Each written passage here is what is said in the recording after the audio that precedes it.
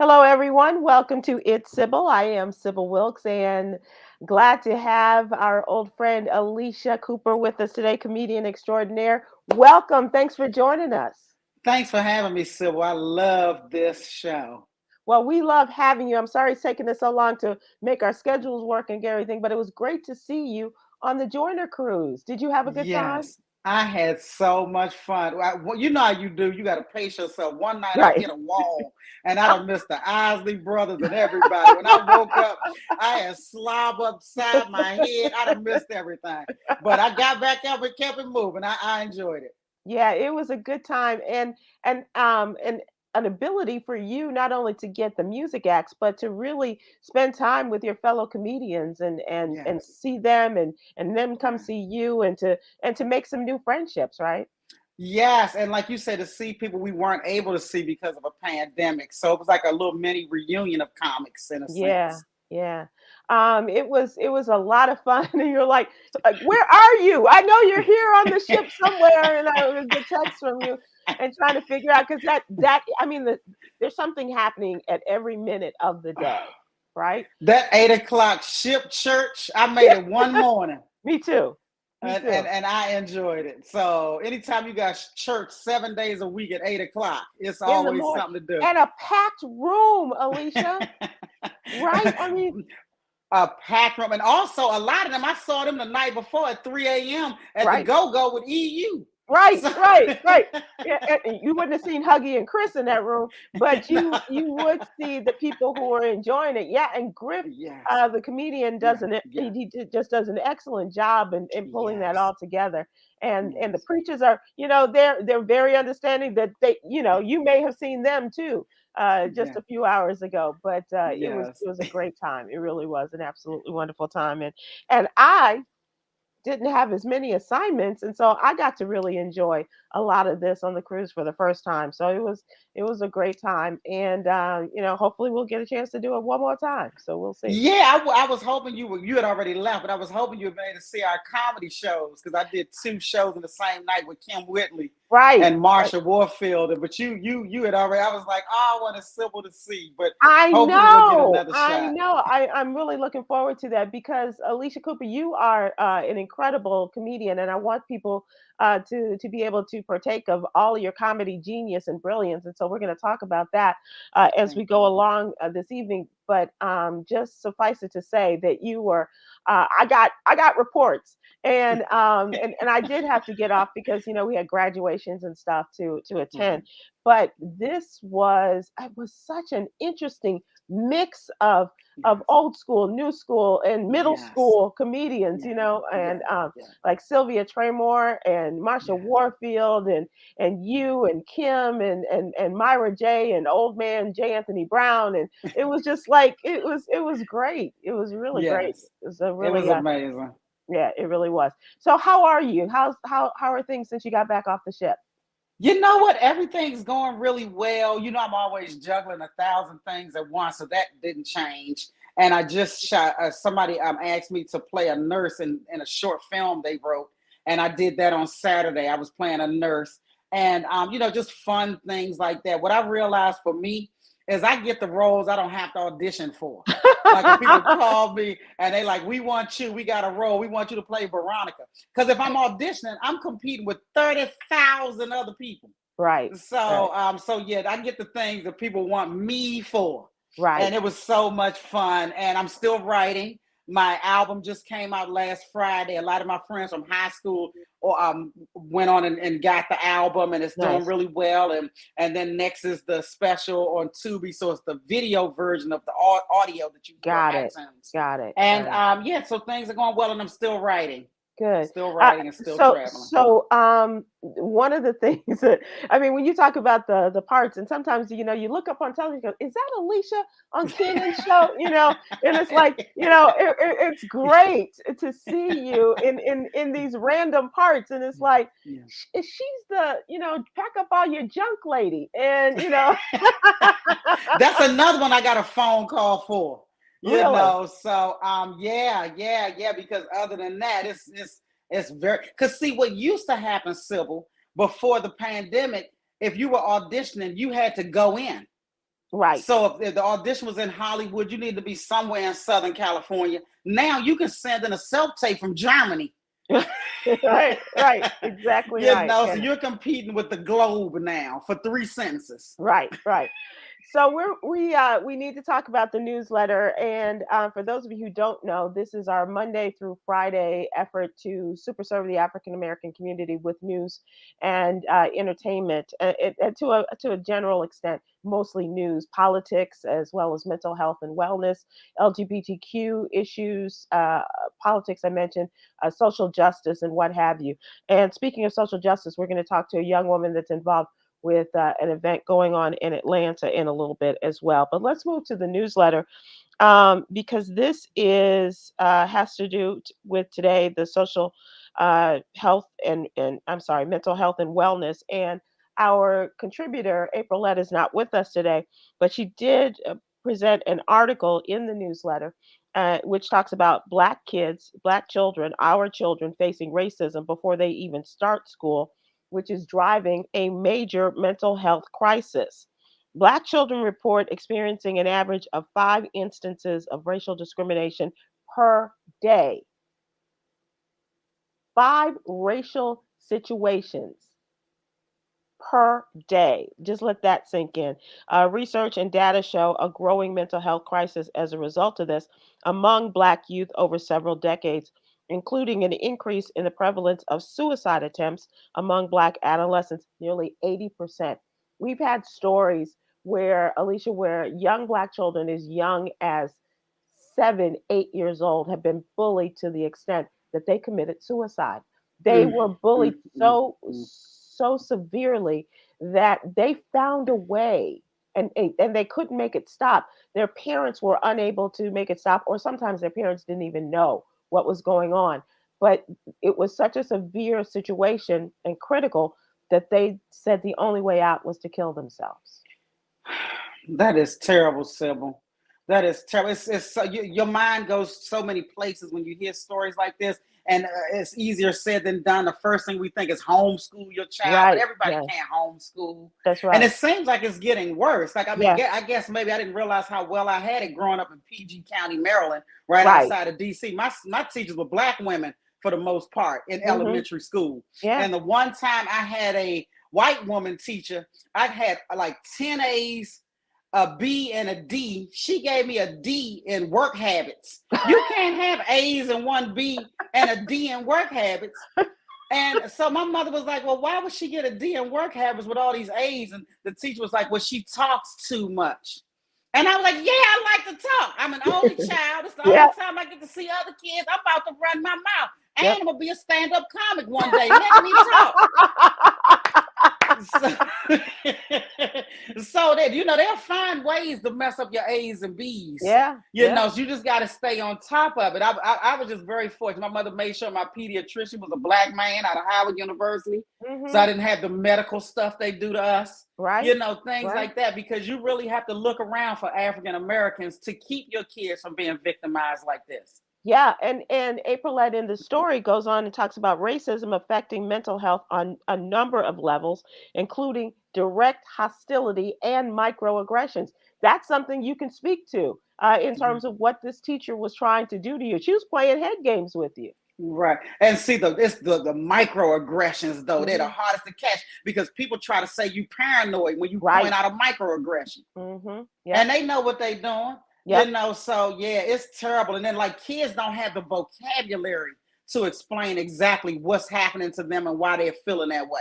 Yeah. And that's why, like, some of them are unfortunately harming themselves to even suicide, and they don't have the vocabulary. Yeah. And it's so sad. The frustration is so great, the fear, Yeah. the anger, all of these emotions going on, Yeah.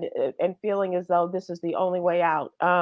This Mhm. is something we need to talk about on the regular, and I'm sorry that Aprilette is not able to join us, but she's really good at being uh, someone who can express and can help us make those connections and explain it to us. So hopefully we will bring this back up again.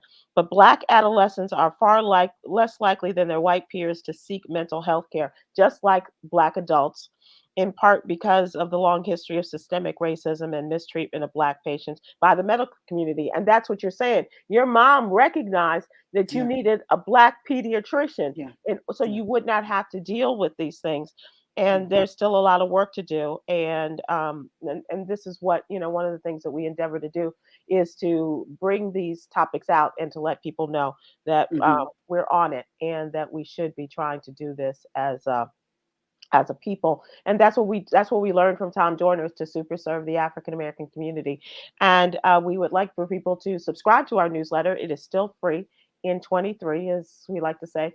Please go to sybilwilkes.com. Give us your name and your email address. We'll have it in your email box every Monday through Friday morning. And we talk about, as I mentioned, talk about a number of these issues.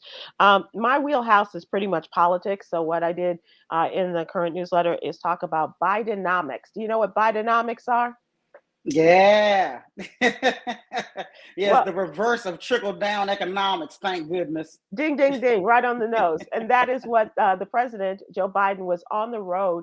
He went to my hometown of Chicago to press his economy plan, his economics, Bidenomics, which kind of grew out of conversations between economists and financial writers. As he said, it's not something that he came up with, but he'll claim it, and it's what he has tried to do during his presidency. And as you said, trickle down economics, made famous during the Reagan administration as well as Mhm. during the Trump administration, which means that they would help the people who are the richest in our country. And then as a result of their good luck and fortune, the economics and the benefits will trickle down to us poor folks. That's not the way it works. That's not the way any of this works.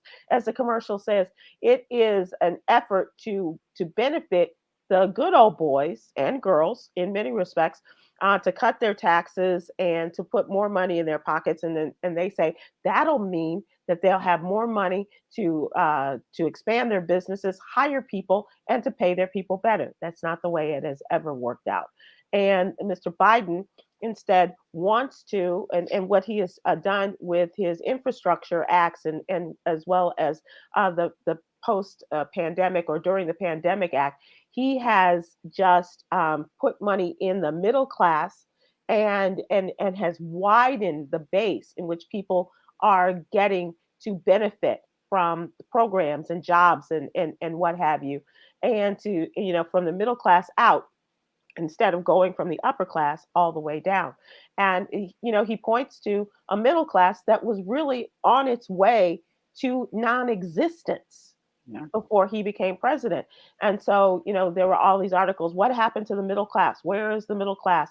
How did the middle class die? And so he's like, we are bringing this country back to life, and it's with the base of this economy, which is through the middle class. And also in terms of making sure that people are getting educations, that they are getting the jobs and the support that they need health wise as well. And all of these things seem to be working. They Yeah. really do seem to be working. And you can't, you from a sarcastic point of view, you're like, yeah, yeah. But really, if you see your people who look like you and me, who are working, who are finishing their degrees, and are keeping their fingers crossed that the I'm not sure how this is going to work, knowing what the Supreme Court is doing, but hoping that a lot of our young people are not saddled with the tuition bills and repaying on their loans because of the high cost of education. And the Yeah. president is trying to do that. But you better let people work. That's what you better do, or they're gonna be climbing through your bedroom window. Yeah, You got yeah, a choice. At the end of the day, America, the worst part about capitalism is that it fuels greed. yes, In the 70s, the average CEO made 8 times more than their workers. right, Now they're making like 300 times more. And right. all that comes from this so-called trickle down. When you hear it, it sounds like crap. Do you Hmm. want anything to trickle down, or do Trickle. you want it to gush down? I need the gush Like a down mighty economics. roll. Yeah, Yeah, yeah, like a yeah, mighty roll. I don't want nothing trickling. It takes too long. But they knew when they said that mess that it was some mess, and they were getting kickbacks when they said it then. yeah. At the end of the day, nobody gives you more than they forced to give you. Right. And all Right. these jobs, where are they? We are in the gap between the rich and the poor is the widest it's ever been. And anytime somebody hears trickle down economics, they should get mad that Right. somebody's trying to sucker you once again. It does not work. It doesn't work, and historically it is shown not to work. And when you have major, wolves of Wall Street, even in Wall Street the movie they say greed is good. Well, no, it's not, unless it It's works not. for you only. Then Mhm. that's a very It's personal. good for you and your Right. family, but it's not Right. good for anybody else. Right, right. And you have major businessmen owning, the industry and saying, how fair is it that my secretary, who makes a mere percentage of what I make, pays more in taxes than I do? That doesn't make any sense. And it's When it came out that Donald Trump is paying $750 a year in taxes, we all right, should have lost it. right, right, right. But that's how Exactly. the system is set up. But Sybil, we didn't have people walking into a Walgreens and walking out with all kinds of stuff in their backpack and walking out. We didn't have that stuff years ago. This is where we've gotten to, and Right. how ridiculous it was. In the 80s, people would panhandle in front of the 7-Eleven until they got enough money to go in and Totally. make a purchase. That's right. Now That's they right. not they skipping that whole step, Now the and it's water is only gonna locked get up, worse. behind the Oh counters, and yeah. in the, but they're locked up, and people can't get to it, and they're trying to save their companies, but the situation is so grave that something has begun and has to be done. And President Biden is on the road, and he's crowing and letting people know, yeah, we did Yeah.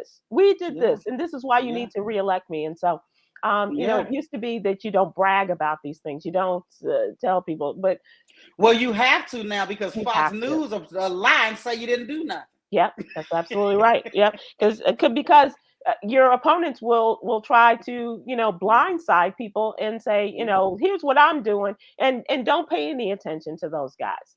Yeah. Luckily, some people have gotten to Mr. Biden, who is a very humble man, from all looks of life, and at him and his life.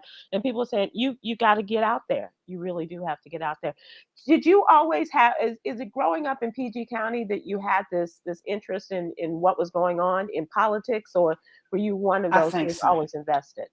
I think so. I think having two parents who are from DC and they grew up near the White House, and the news, our news Hmm. was always on politics, and Yeah.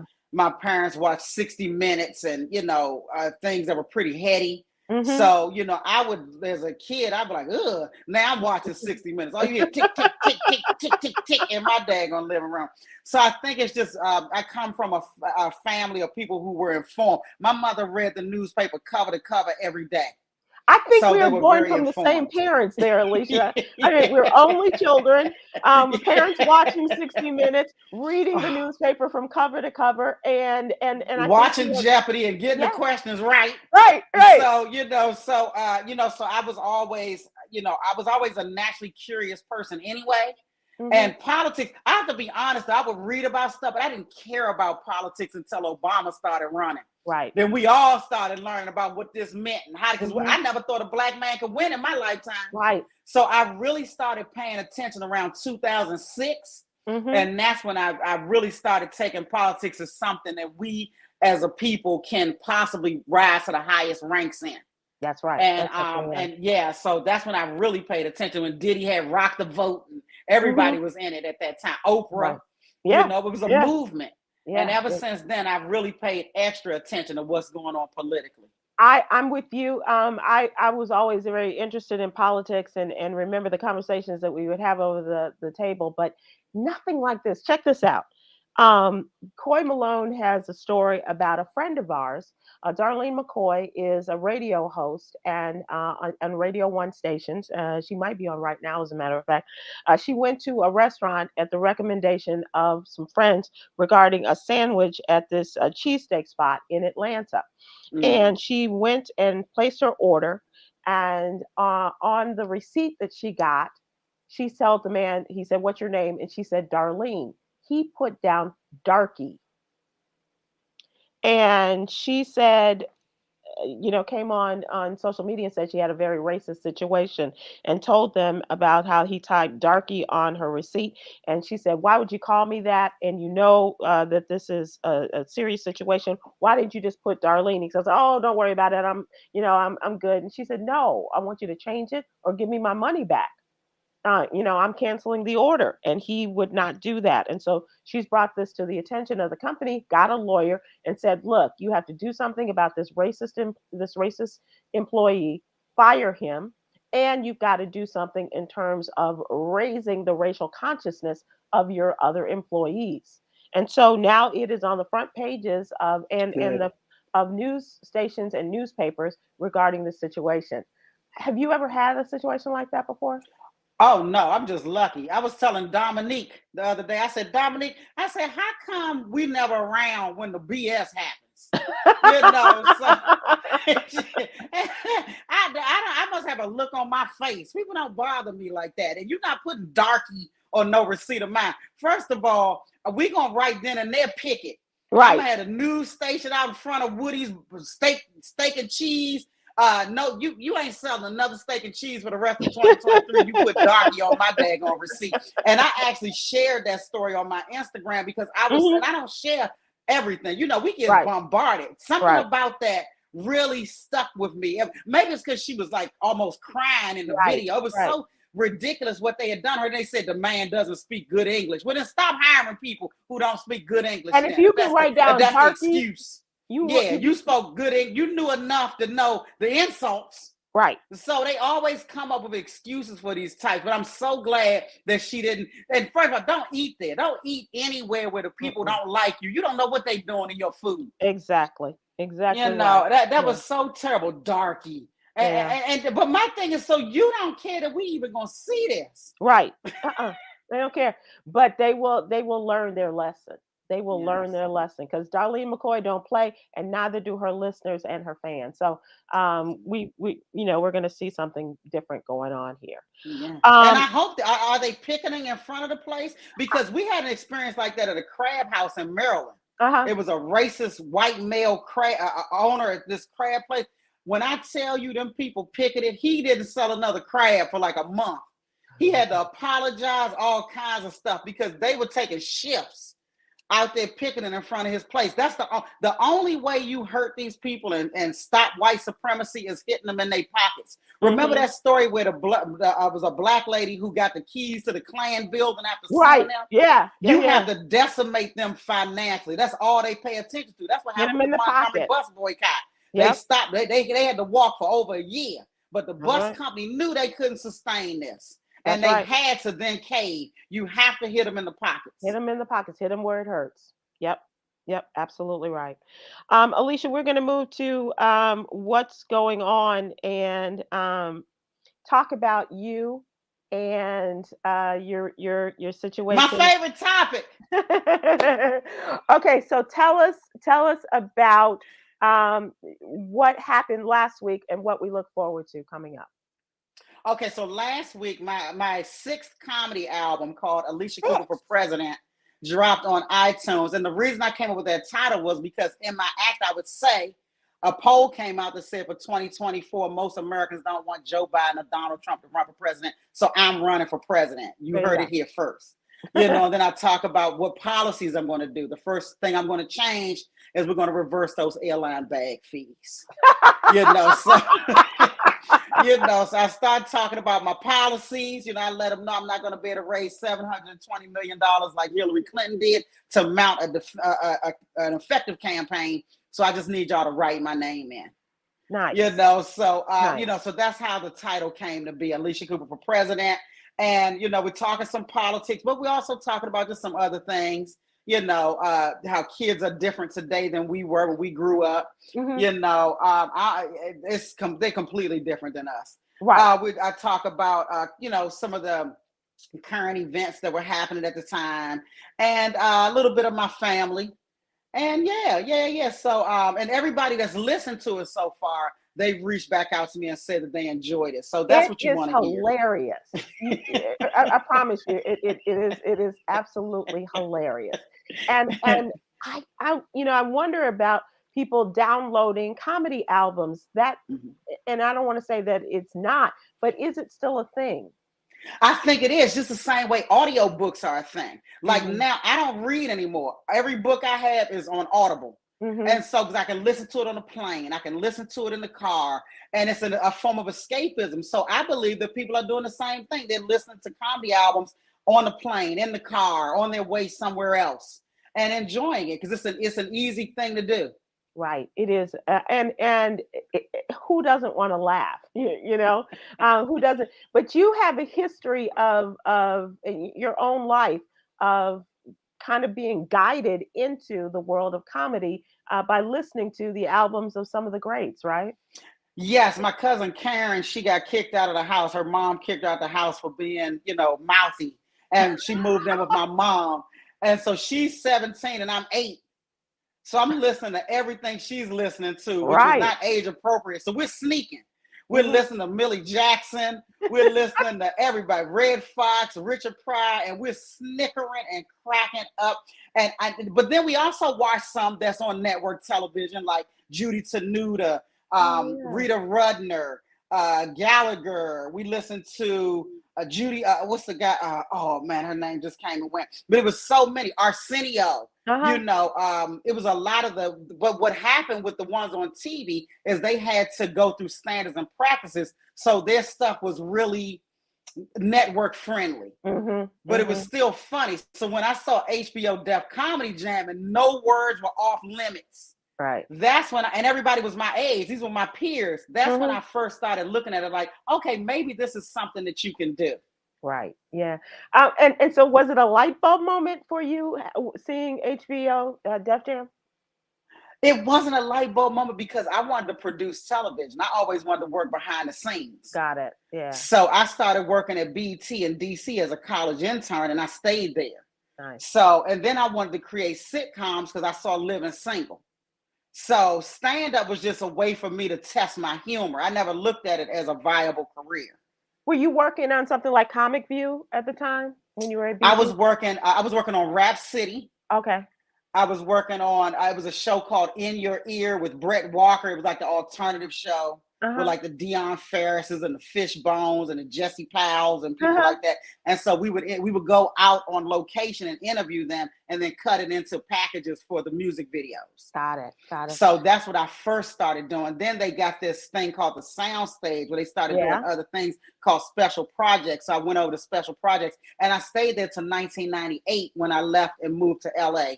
And Wow. I within I think 3 weeks I got a job on Magic Johnson's late night talk show. Oh gosh, and that was how long did that I remember the show. I don't remember how long. I know it was a Let me short-lived kind of see. situation. I think it was like 5 months, five or Yeah. 6 months. Yeah. Yeah. I And remember we had going. everybody. I know, that was the great Yeah. thing. During We that had time, everybody. you Yeah. think about Yeah. Arsenio paving the way and then other Yeah. folks coming in and doing Yeah. late night Yeah. TV or doing the Yeah. talk show format.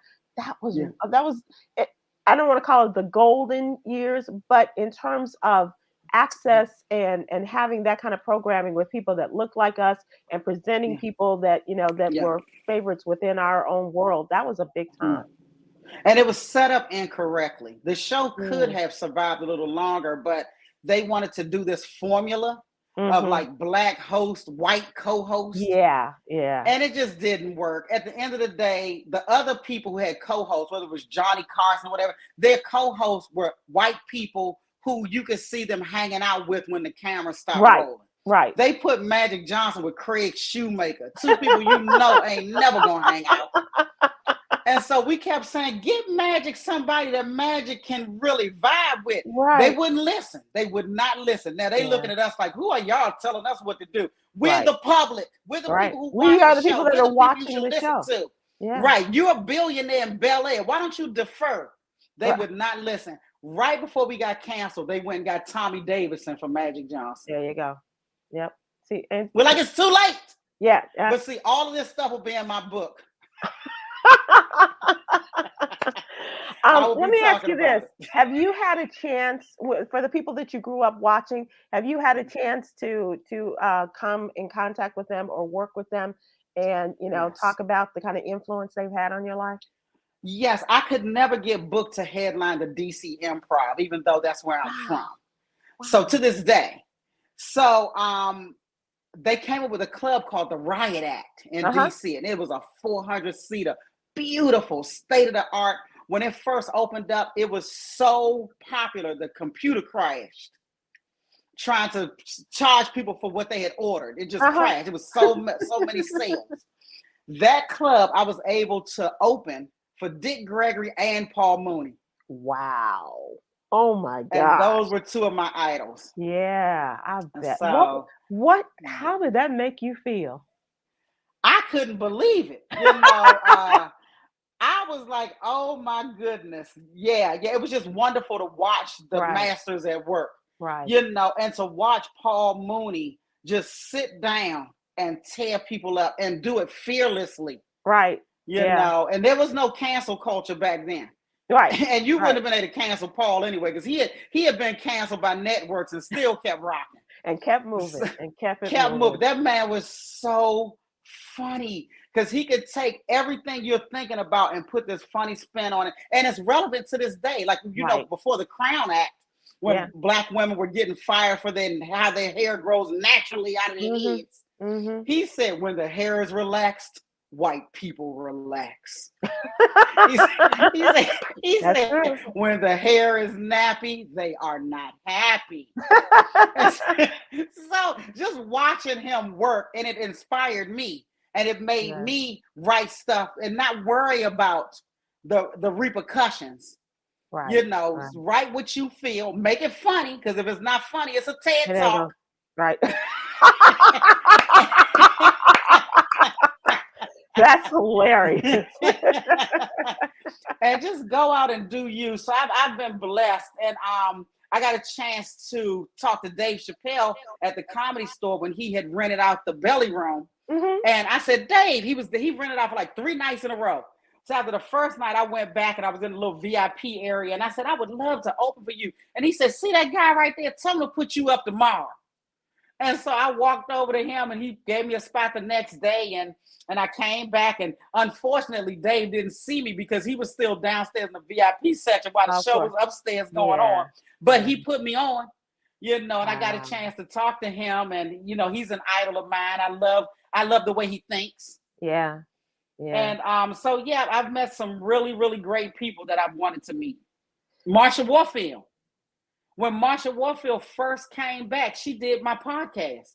Oh, Alicia, that is So awesome. That yeah, is she is just a awesome. beautiful person inside and out. So Yeah, that is yeah. she really is. She's amazing. She is amazing. And I had the opportunity when George Wallace introduced us and she came on here and being exposed to people like that because I was a little girl when Marsha was coming up and kind of like rushing and listening to these comedians and things I wasn't supposed to be listening to, but having just a real respect for, especially for Black women in this business. My God, it is the road that you all have walked and done and followed in the footsteps of others. Is it any easier today? Do you think? I think it might even be a little harder today That's because what I'm. of the Yeah. whole social media influencer. Like Mhm. people with 3 minutes of funny stuff on Instagram Instagram. Yeah. can headline a club that Because you they can't have a headline because gazillion they have the followers. followers. Right. Right. Yeah. So they've met. Now, when you get to the club, you ain't laughing. And at the end of the day, you can take a picture with them, Right. but they had they had the followers, and you can't get into a club when you have the chops. Right. So that's what's made it more They difficult. got the followers, you got the chops. Wow. All right. So one more time, how can people, uh, I guess, stream your special or download it, and how Okay. can we see it on Tubi? Okay. So you can go into iTunes and type in Alycia Cooper for president, Okay. and then that'll come up. And then on Tubi tomorrow, you can just type in Alycia Cooper for president in the search bar, and that should come up as well. Now that's the special with the video and the audio, whereas iTunes is just all audio. Okay. So I can have the audio for the car and The video download for the the video. home. That's right. And when I get on the plane the next time, so I'll have it for because I can't have it while I'm driving. I understand. And what Uh, I like about Tubi is it's free. That's what I awesome, like. awesome, awesome. So, but how does that affect your pockets? Well, you get paid by the impressions. Oh, okay, okay, okay. All right, good. Okay, so everybody go and download and watch it, and then because we want you to get paid. And can I say thank you, Sybil? Can I say one more thing? I want to also thank George Wallace Okay, sure. because George Wallace is one of those legends Mhm. who is the only legend who's always been in my corner. George Yeah. Wallace makes calls for me. I don't even know he's doing Mhm. it. George Wallace got me on the Tom Joyner cruise. Right. Yeah. Yeah. So George let me absolutely. open for him multiple times in Las Vegas. And he is just a wonderful person inside and out. So I want to thank George Wallace because people don't get their flowers while they're here often enough. And And he he is is an one. amazing man. Yeah, he is one who deserves all the flowers he can get. Absolutely. It's crazy sometimes. Watch old Johnny Carson reruns and to see George performing, and I'm like, oh my God, I know him. Alicia, Yes. how can people follow you on Instagram too? Alycia Cooper, and the number two. Okay. So, and that's the place I'm on the most. Some of my Instagram stuff goes automatically to my Facebook. If you Hmm. type in Alycia Cooper fan page, that'll Hmm. come up on Facebook. And my TikTok is Alycia Cooper 3, but I'm not on TikTok as much as Instagram. Well, we are going to make sure everybody follows you and that they download and that they stream and they make you a very rich woman. Thank you, Sybil. Thank you, my And darling. y'all keep supporting Sybil because this show is always awesome. Thank you so much. I appreciate that. We're going to move and I'm going to ask you to stick around because now we are going to talk about something that is going on in Atlanta. And it is a concern, something we talked about before. And our social justice writer, Coy Malone, has talked about it. But I do want to mention it in today with this interview. And so, with this, let us move to our interview with Brandy. Brandy, I'm looking for your last name, but there you are. Oh, there you are, Brandy Williams, my godmother's name. Brandy Williams. Let us talk a little bit about what's going on in Atlanta and Cop City. This is a project. I think it's under the guise of the city of Atlanta for police and for fighter training. Correct? Yes, it's a $90 million public safety training facility, police, fire, EMT. Yeah. And it is they want to put this up and it's larger probably than any facility in the country, or at least it sounds like it. And then they're making a a big deal out of it because it is so big, and they want to encourage the public to appreciate this training facility. But there is a large contingent of people who are not in favor of this, and they are boycotting, they are protesting. And why is that? So it's a $90 million public training facility that is being voted on by the city of Atlanta, but it's actually in DeKalb County. It's Okay. down the street from McNair High School. So it's in a predominantly Black community. And they're tearing down one of the nation's largest forests, the Weelani Forest, to build it, which will also create some environmental pollution. But the thing that's most concerning is that they're using this as a national recruitment tool, one for Atlanta PD, but also nationally to recruit police officers to come down to Atlanta to be trained in military techniques that Hmm. they will actually use on the streets.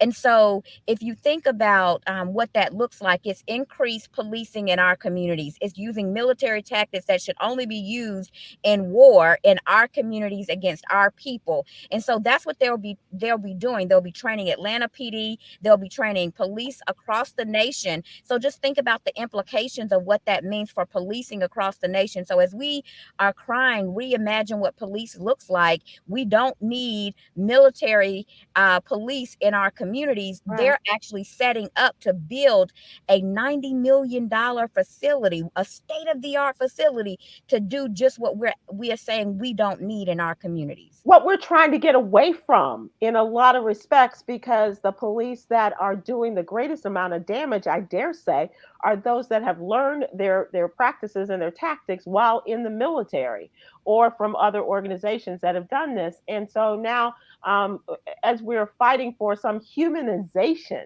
within the police departments, that's the antithesis of what they're bringing to Atlanta. Exactly.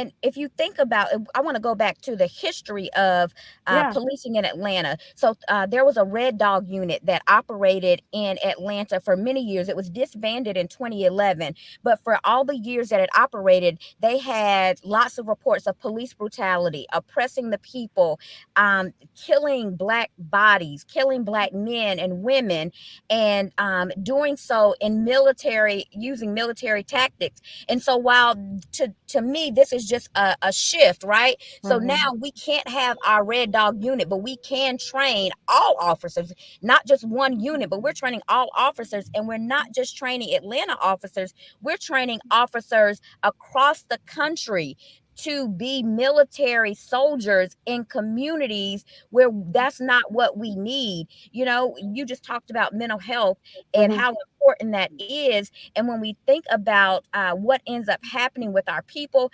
um, a lot of this is mental health crisis. A lot of the things that we're Yeah. dealing with are because of lack of education, lack of access to food and nutrition, Right. mental health issues, trauma from systemic racism. And so, what the way that you're going to solve that is not by inviting militarized policing into our communities. So when you said Red Dog, and that immediately brought to mind what happened in Memphis with the Scorpion Unit Yes, and those men who, the black policemen who were charged in the murder of Tyree Nichols, were a part of the Scorpion Unit. And so from a public relations standpoint, the police department said, "Oh, we're disbanding all of this. We're getting rid of it." And you call it what it is. You don't, arose by any other name. We don't call it the Scorpion Unit. We don't call it the Red Dogs, but that is what they are doing. Those are the tactics that they are training, and saying it's just good policing. exactly. And so, and for 2 years, Atlanteans have protested against this. For 2 years, they said we don't want it. Just a few weeks ago, at a city council meeting, 15 hours of testimony, at least 100 people spoke, and only 6 people said that we support this. So the majority of the people do not want this to move forward. But the Atlanta City Council voted to move forward with leasing the land to the Atlanta Police Foundation so that they could continue to build this facility. And so what organizers in Atlanta who've been working on it for 2 years, what they're doing now is trying to get a referendum on the ballot for the November election. We Mm. have to get 70,000 valid signatures by August 15th, Woo. right? And but let me tell you, this is not even, it's not an easy situation. So to get the signatures, you have to be a City of Atlanta resident, like Mhm. living in City of Atlanta proper. You have to sign the petition in City of Atlanta proper. There has to be a City of Atlanta resident who's a registered voter that actually witnesses it and signs, as an affidavit. Uh-huh. And you have to be on the 2021 municipal voting roll. So it's not even Right. like you have to be just a City of Atlanta resident who's a registered voter. You actually have had to have voted in the 2021 municipal election for your vote, for your signature to count on the petition. And we My have until God. August 15th to find these people. So what's going on this week?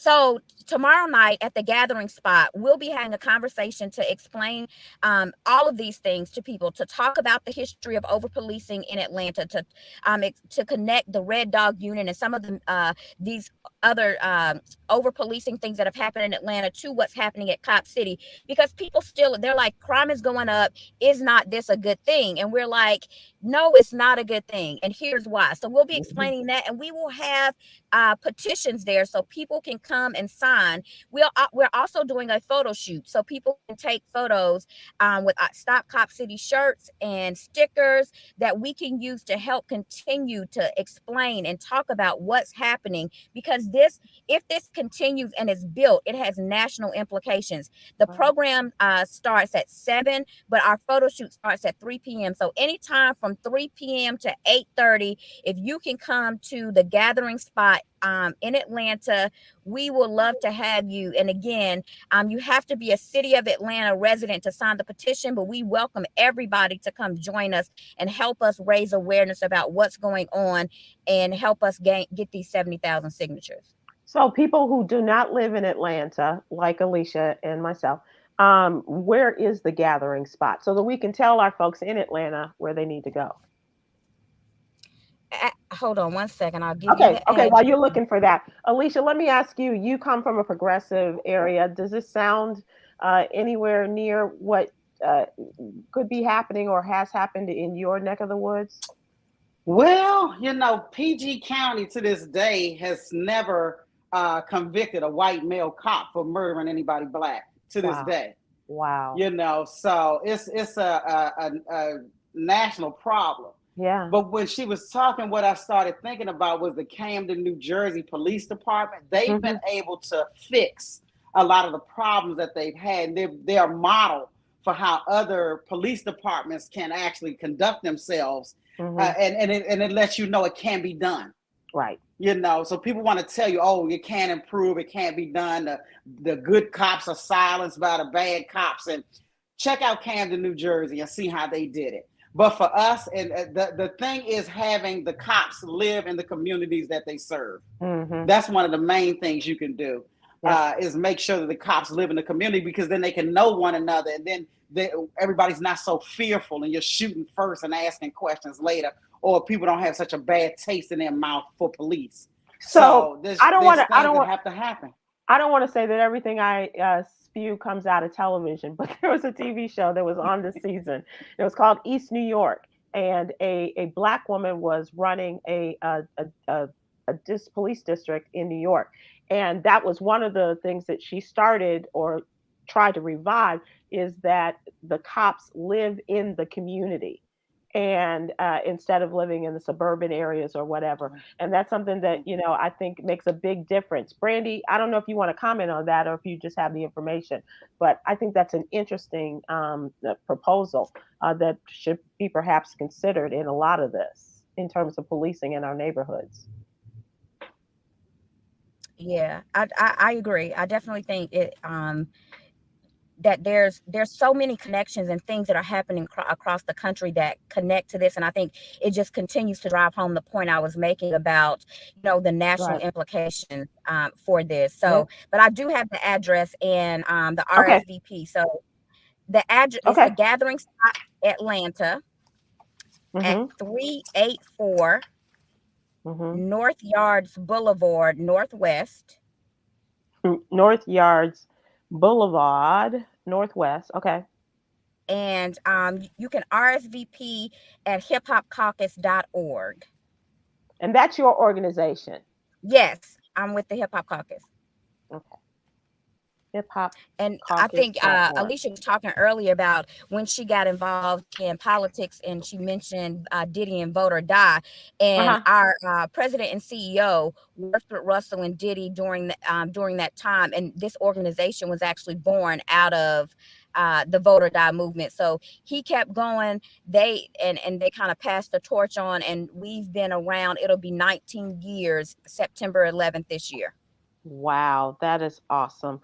Well, Brandy, That's keep awesome. keep up the great work. Alycia, do you want to make any more comments or Yes, I observations? wanted to ask Brandy a quick question. Sure. This might sound a little simplistic, but have you reached out to the people with the long followings that are Atlanta natives like Candy Burris, the Real Housewives of Atlanta, some of those people that can send out one thing and reach 10 million Instagram followers, for instance, some people that are in Atlanta with the long followers.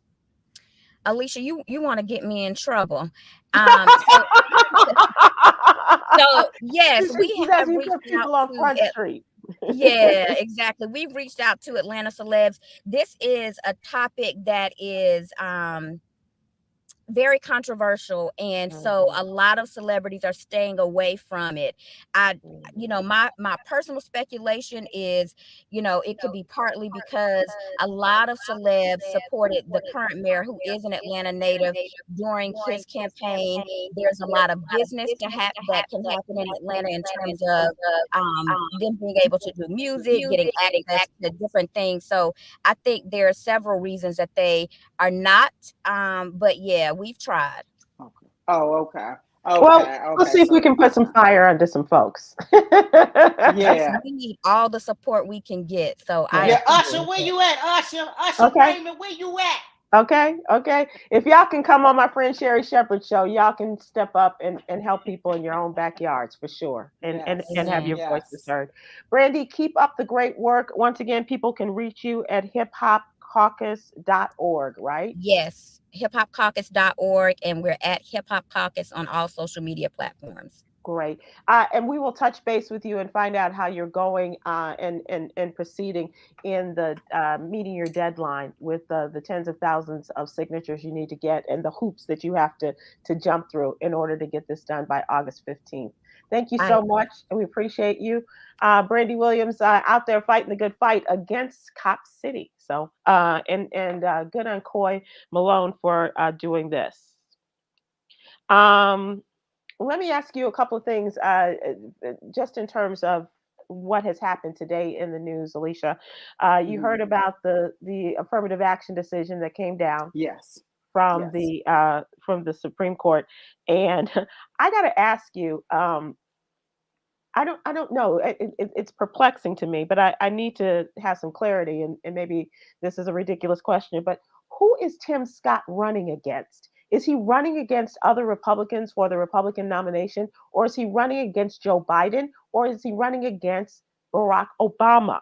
Once again, Tim Scott is lashing out at a comment made by President and former First Lady Michelle Obama about the Supreme Court decisions, and said that their